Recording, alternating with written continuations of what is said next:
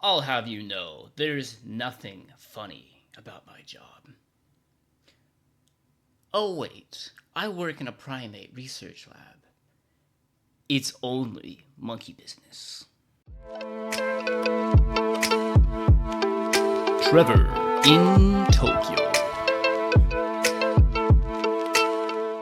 So far in my time here in Japan doing my research career, I've been looking at data recorded from a monkey while it performs its task. The task here is fairly similar.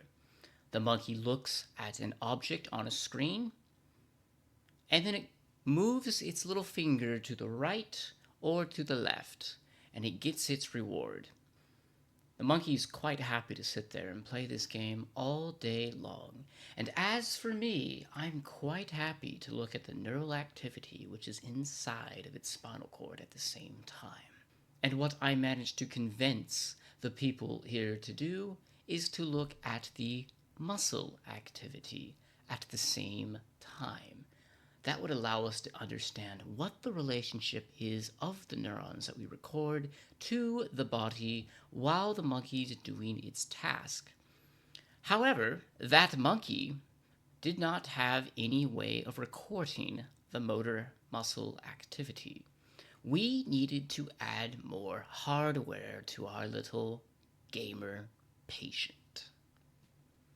How do we record muscle activity from a living creature? When the muscles activate and they contract and get shorter, there's a change of their electrical potential, much like you might pick up on a circuit or some sort of electronic device.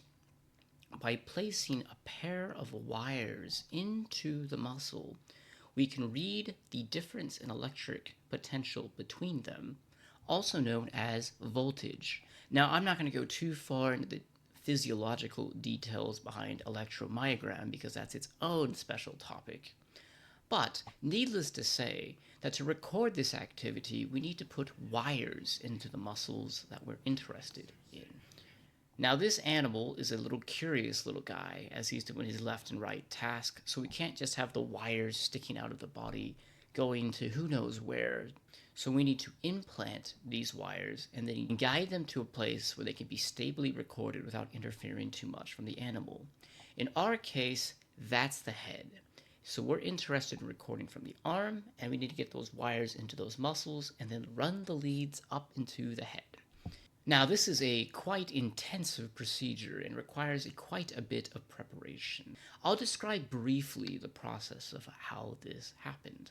So 8 o'clock in the morning, we retrieved the animal from his cage, sedated it, put him under anesthesia, and began to prepare the patient for surgery. Monkeys are covered in fur, surprise to no one, and that fur is absolutely filthy. So the first thing that we needed to do was shave the site of the implant. So that would be the arm, and all the way up to his head, and even the beard on one side of his face, because we wanted to make a nice, sterile environment. So we intubated the monkey, ran a pipe down his throat into his lungs to make sure that he would stay under, sleeping calmly during the surgery. And this also allowed us to monitor his breathing to make sure that he was breathing regularly and normally. Next, we put on the other monitoring devices, including the electrocardiogram to record the heart activity. We also recorded blood pressure and pulse externally with a pulse oximeter, just like you would in a human. And then finally, we ran an IV to maintain saline so that the animal would not get dehydrated during surgery, and as well as the thermometer implanted into the animal's hind end to make sure that the temperature stayed within appropriate bounds during surgery, which is exactly the same thing that happens in human surgery, so it's quite interesting. Because this is a sterile surgery, that means that anybody who was going to work within the sterile field around the animal needed to be sterile. Now, I wasn't part of the sterile crew because this was the first time I'd been to a non-human primate surgery, so I wasn't going to be directly involved in surgically operating on the animal. However, we had two surgeons who were in sterile gear. So they had their masks, they had their facial shield, they had their sterile gowns, and they had their sterile gloves. Now, to maintain a sterile surgical field, once you're sterile, you can't touch anything that's not sterile. And anything below your waist is not sterile. So for the entire surgical procedure, you got to keep your hands up here, or up here if you're not working, or you can rest them on the sterile field. But you can't touch any of the walls, you can't touch any sterile tools, you can't touch your hair, you can't touch your mask. All of that is non-sterile. So it's quite a feat of endurance for the surgeons undergoing this procedure. For the non-sterile surgical support staff like me, we would be opening up the tools that have been inside the autoclave that have been sterilized and inserting them into the sterile environment without contaminating the sterile field. So let me just discuss the process briefly. The monkey, when it's performing its task, is doing a primarily extension-based left to right reaching task. So we're interested in recording from the triceps, as well as the forearm musculature for the extensors pulling out the fingers and the flexors pulling in the fingers. So the reach to grasp, the point, and all of this. So the surgical staff produced a small cut near the elbow, as well as additional sites near the forearm, as well as a site up by the neck where the final connector would emerge. The next thing they did was to tunnel between the forearm and the neck using a device called a trocar, which is basically just a tube that ran just under the skin all the way through, gently pushing aside any of the veins and connective tissue to produce a tunnel. And inside that metal tunnel was a string. So once they removed the metal, they still had a little string that connected from the neck all the way down to the forearm. The next thing they did is tie the bundle of EMG wires together at one end, and then basically just pull the string all the way back so that the set of 10 wires, or 12 wires in our case that we cared about, were led just under the skin from the head all the way down to the forearm. The next step was actually inserting the wires. So there's a surgical technique called blunt dissection for getting down to the muscle. Unlike in the Hollywood tropes, you generally don't want to use a scalpel or a sharp edge to go down into the body. The reason being you cause extra bleeding and you cause extra damage. So blunt dissection usually uses scissors, but instead of cutting this way, down, you use it the opposite, where you pry open with the scissors all the way down. So instead of cutting through the connective tissue between the muscles, you just pull aside the connective tissue and out of the way without causing any real damage. And so that part was fairly easy for the big muscles like the triceps. The more fun part was for the forearm.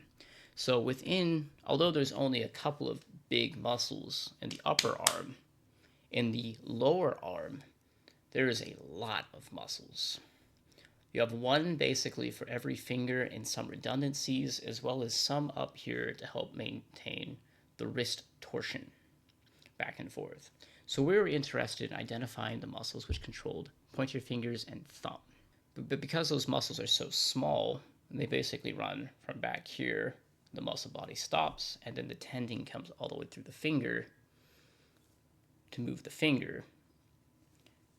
Those muscle bodies are not that big, especially when you're talking about a monkey who only weighs about 30 pounds. We identified muscles not by their anatomy, but instead we used electrical stimulation. Remember previously that I said that the muscles, when they activate, produce these electrical potentials that we can read in EMG, electromyogram. Well, the opposite is true as well, and is in fact one of the ways that we first identified electricity.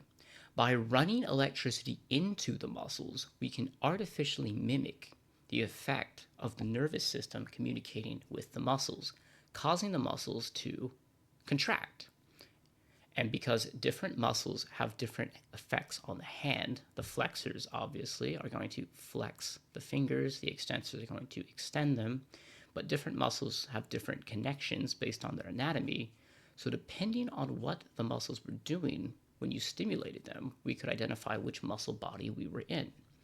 Once they identified the muscles that we wanted, the flexor carpi radialis, for instance, and the flexor digitorum ulnaris, we inserted EMG wires into those as well. Finally, we inserted something called a nerve cuff. So this is really going to go back to your anatomy now.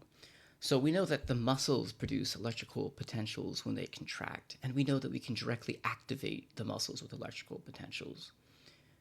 But we can also activate the nerves which go to the muscles with electrical signal, and the neurons which come from the muscles and take the information back to the spinal cord. So by placing the electrical nerve cuff on one of the nerves, the radial nerve in our case, we provide a way to manipulate the information coming back in from that part of the body to the spinal cord. And if we're recording neural activity in the spinal cord, we can see what neurons that we're recording are sensitive to that specific stimulus. And then finally, sewed everything back up in layers and closed up. However, because these are healing wounds that we had in the monkey, although they are small wounds, we wanted to make sure that the monkey wouldn't play at its stitches, because you know those little curious guys, they love playing with everything. So how do we solve that problem?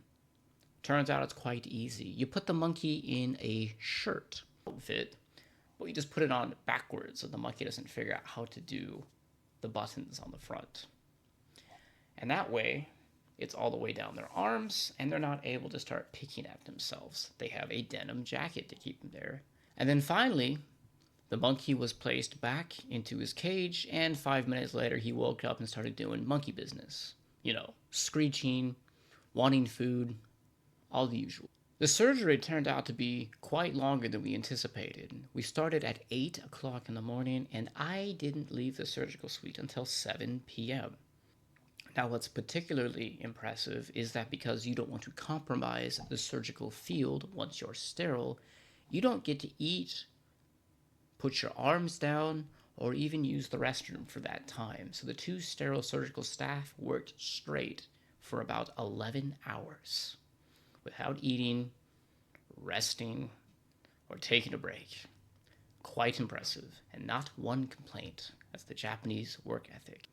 And hopefully at the end of all of this, we're going to have some very beautiful data to play with. If nothing else, it should be some of the first in the world. That's been all for this week. I've been Trevor in Tokyo. No funny business now. See ya next time.